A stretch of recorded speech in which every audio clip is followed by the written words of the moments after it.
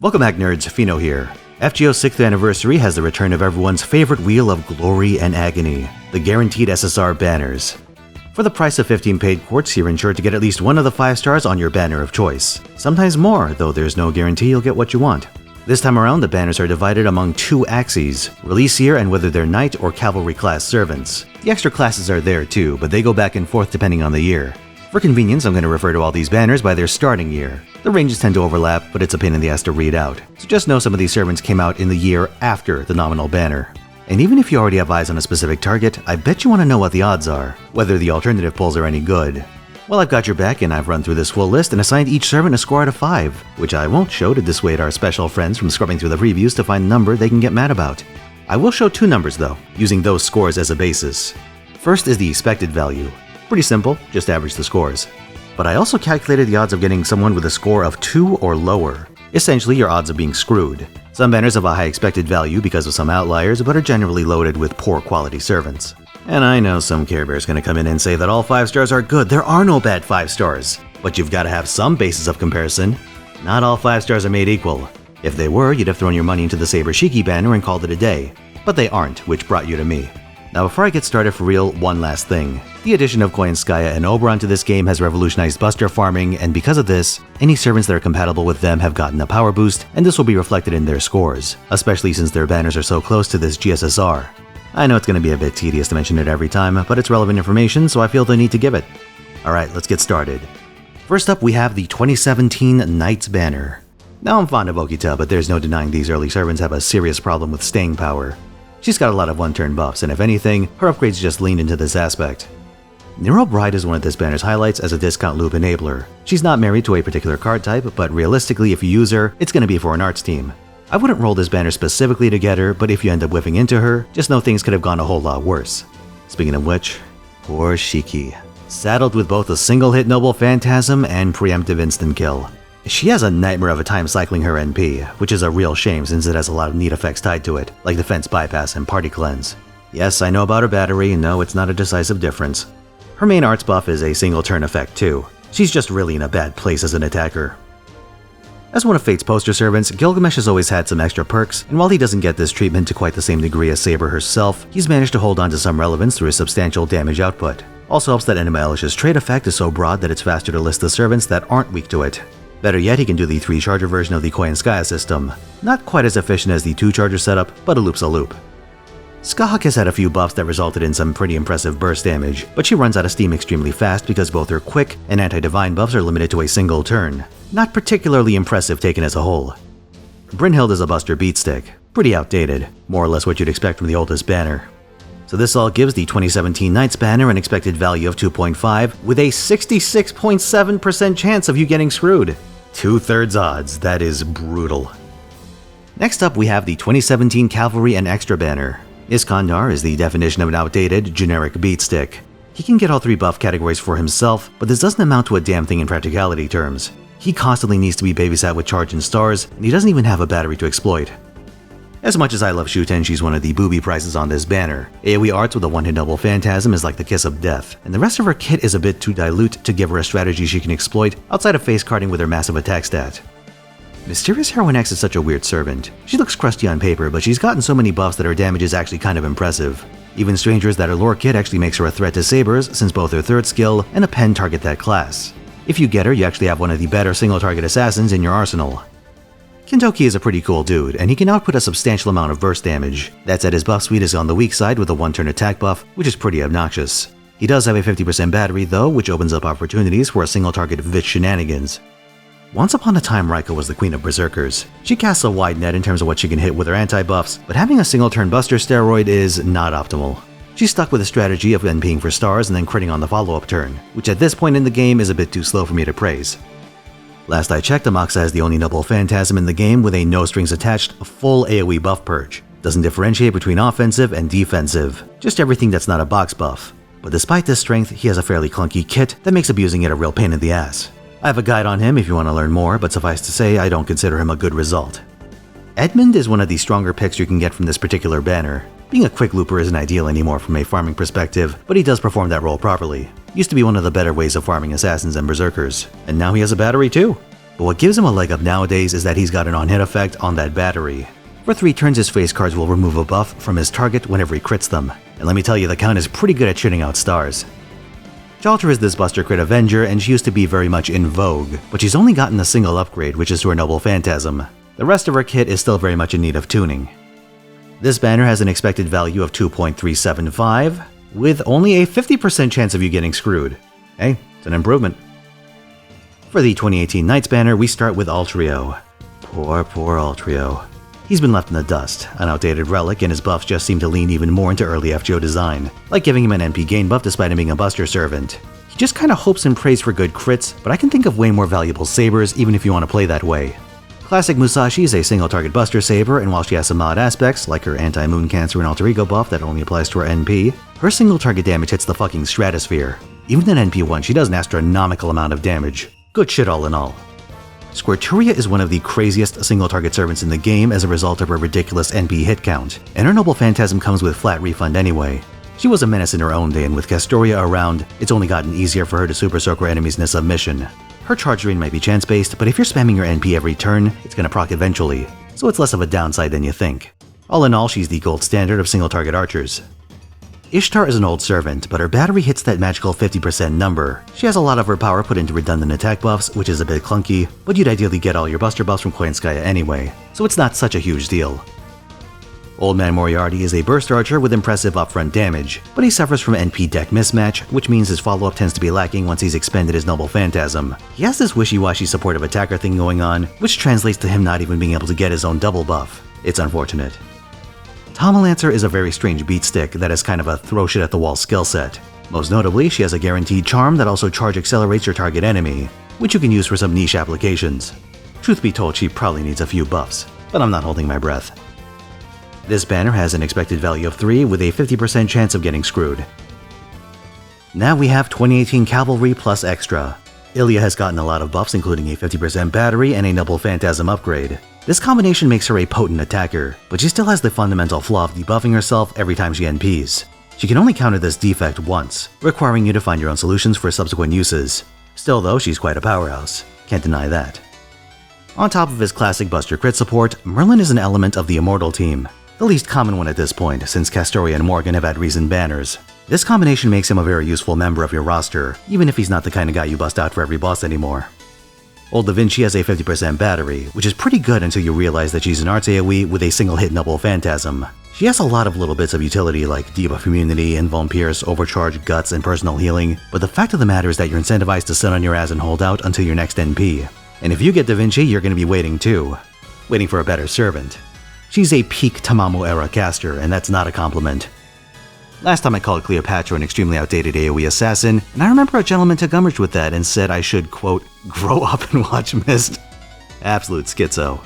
The commenter I mean, not Myst. Because if you look at Cleopatra's skill set, she's like the definition of a bad SSR, with NP gain randomly slapped onto a Buster Servant, and Imperial Privilege, which means she has a 40% chance to not get her attack and defense buffs respectively. And if she whiffs Imperial Privilege, get this. She undershoots Gray in the damage charts. That's a free 4-star. If you're this desperate for a Buster AoE assassin, you could unironically just roll for Koyanskaya, use her as your main attacker, and be better off. First Hassan is a strong soloist as it is, and he's due for a glow up once you get Mighty Chains. That change is going to give him much more reliable access to crit stars and his Noble Phantasm, so keep an eye out. Mysterious Heroine Exalter is another very powerful single target attacker. Instead of survivability though, she utilizes anti-buffs to zero out sabers and good aligned servants. This damage output is something you may be able to exploit in future mixed attacker setups. Hijikata is an enmity-style servant, meaning his playstyle incentivizes keeping him at very low health. There are ways of getting and keeping him in that state with his guts and servants like Chen Gong, but it's kind of a pain and the practicality of doing this is going to vary wildly depending on the fight. I'm not a particularly big fan myself, especially since you need to keep him fed with crit stars to make the most of his buffs. Altario Chiara has an outstanding cocktail of utility, Invuln Pierce a 50% battery, AoE buff removal, and she can even bypass defense buffs. But her damage can be quite anemic, so she's not exactly a one and done. Meltralis is a very hard-hitting alter ego that rewards you for committing to her as your sole attacking frontliner. So run her with 2 Scotties and you're good to go. A good beat stick with face card sticking power.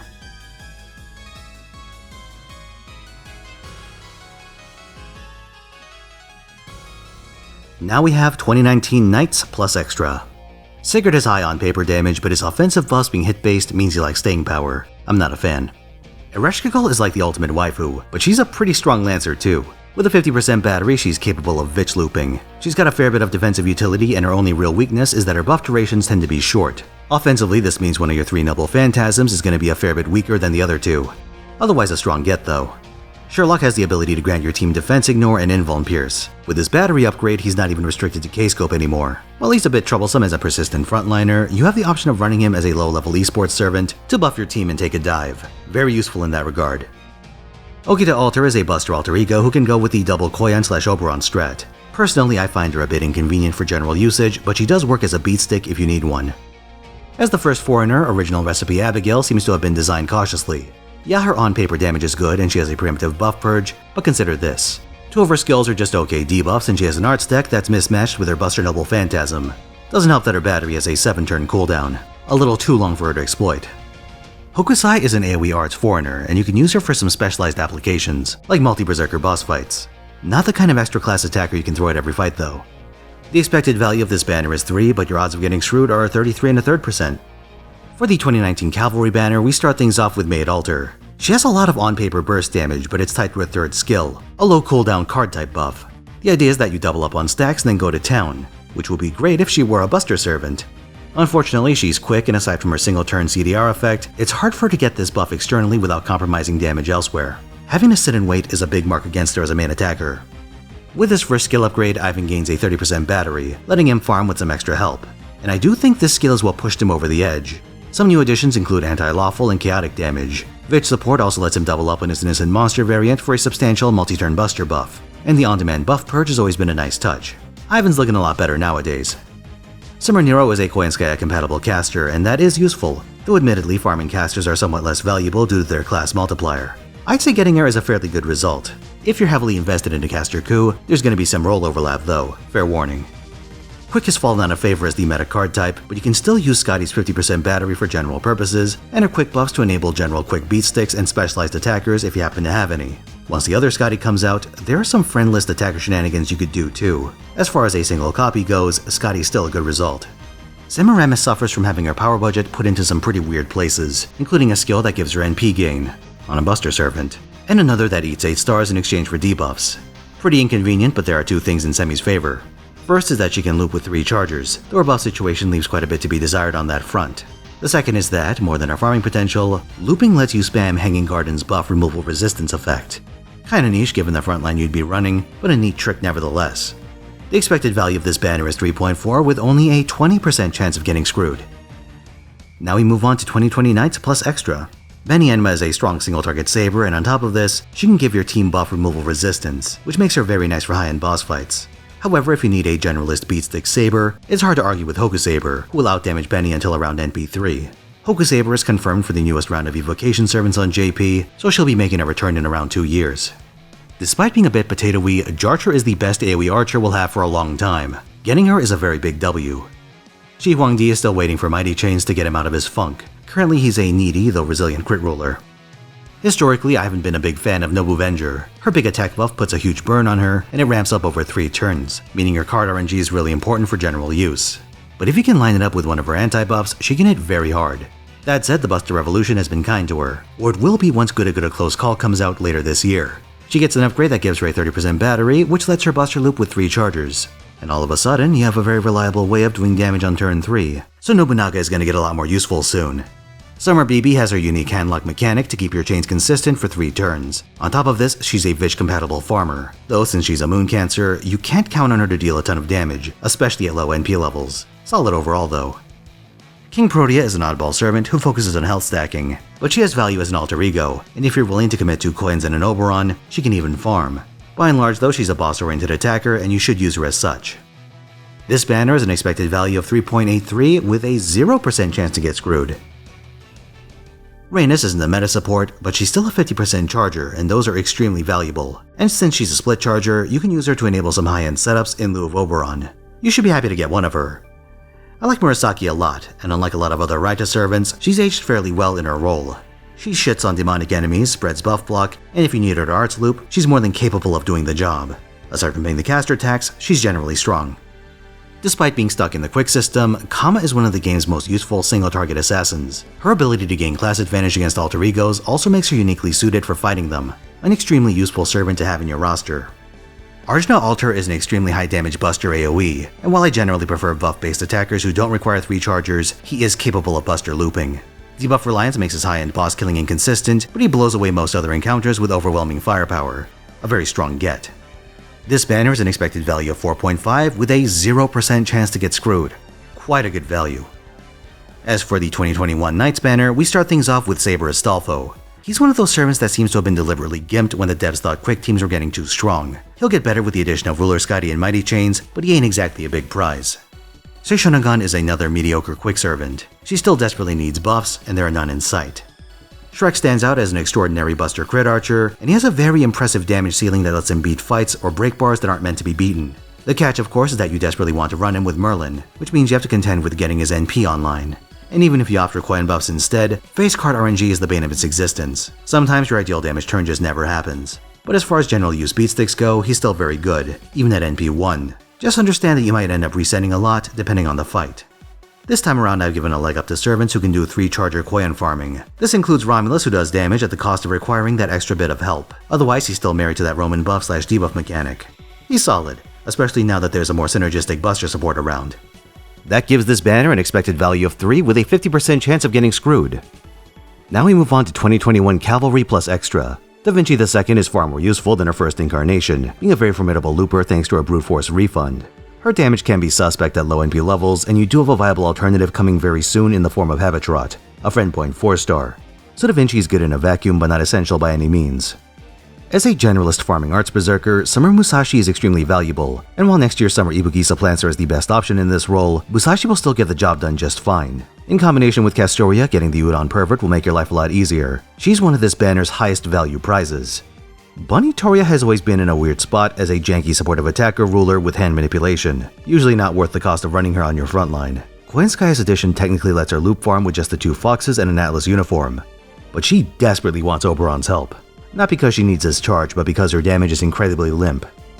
Spishtar is another powerhouse farmer, and her ability to change card types gives her an extra degree of flexibility and meta security. With her 50% battery and class passive, she's also a lot more failsafe when she's going after berserkers and assassins. Not quite as potent a damage dealer as Musashi, but she has her own value and she's an outstanding acquisition in her own right. Voyager is yet another gimped quick servant from the Scotty Backlash era. Poor guy. Yang Guifei is a single-target arts foreigner with a focus on applying burns. She has a taunt/invuln combo on a single skill, which is pretty handy. A strong damage dealer, though a no-go against enemies with debuff immunity. This banner has an expected value of 3.83 with a 16.7% chance of getting screwed. Now we move on to 2022 Knights plus Extra. While Ibuki Doji loses out to Classic Saber in the raw damage department, she's still a formidable buster farmer, and her ability to crunch through protection effects makes her the superior pick against enemies that turtle up. Muramasa is the only really good farming art saber in the game, so suffice to say getting him is a really damn good deal. I talked at length about Tamlin Lancelot in some recent videos, so here's the short version. Best single target arts lancer, very powerful AoE buster lancer, though she's expensive to run in that configuration. I'd say she's one of the 2 best servants you could get from this banner. Himiko is worth the price of admission as an Immortal Team enabler, but her buster crit synergy makes her a formidable force even outside of it. Summer Kiara is a solid arts attacker but requires some discipline to use effectively. Her NP1 damage also isn't the greatest. Doman is a supportive attacker who enables chaotic and evil allies. He also does a reasonable job farming himself, though he's a quick attacker. Doman managed to escape the mediocrity that was bedeviling quick AoEs for a while, and it shows. Despite technically being a buster looper, Summer Abigail is so woefully jank and underpowered that getting her isn't exactly a victory on that front. She relies entirely on debuffs and her passive for damage, which is a very rough spot for a farmer. And even against bosses, her debuff suite isn't good enough to justify all the downsides, especially the sleep debuff. But then again, she can loop. Van Gogh is the other best servant on this banner. She's an absolutely nutty soloist and can even function in a duo team with herself. She essentially stuns enemies with her NP and then crits them. This has the effect of building her NP back up, letting you stunlock them to death. It's ridiculous, you should try it sometime. This banner is an expected value of 4.125 with a 0% chance of getting screwed despite Abigail's best efforts to score a 2. Our final banner is 2022 Cavalry plus Extra. On top of being the best overall support in the game thanks to her Charge and Noble Phantasm, Castoria is the key arts enabler. And if you already have one, you can still fish in this banner for the other options. If you get another Castoria, no biggie. Her NP has a scaling attack buff, so the extra copy isn't wasted. While she's not a main support, Miss Crane's buff/swap mechanic opens up a lot of exotic strategies and opportunities for buff stacking, if you're willing to add a bunch of time to your runs, even more so if you have a K-scope to spare. I talked about Morgan at length in my servant guides, so here's the short version. Buster Looper, big damage. She's also a part of the Immortal team. Crazy value, there you go. Karen is the quote bad pick from this banner, but I'd say she's decent even despite that. A bit needy in the damage department, but she gives you a fair bit of utility to make up for it. Kagekiyo is an outstanding social... I almost did. Soloist, and she's very hard to remove once she's established on the field, and she does damage to boot. Yet another outstanding option from this banner, and I definitely didn't almost call her a socialist again. This banner has an expected value of 4.2 with a 0% chance to get screwed, so pretty good. Skip to the end, did you? Well, joke's on you. My recommendations are implicit this time, so watch the damn video. Do not pass go, do not collect $200. But to anyone who got here the hard way, I hope you guys found this information helpful. Like if you enjoyed this video, subscribe for more, and come watch me at twitch.tv/Finotaisen. I stream every weekend, 3 p.m. Pacific time, Friday through Sunday. If you need help figuring out your new acquisition, I have a number of servant guides to help on that front. I suspect a fair number of you are going to be looking for the Karen guide, so I'll save you the search. Till next time.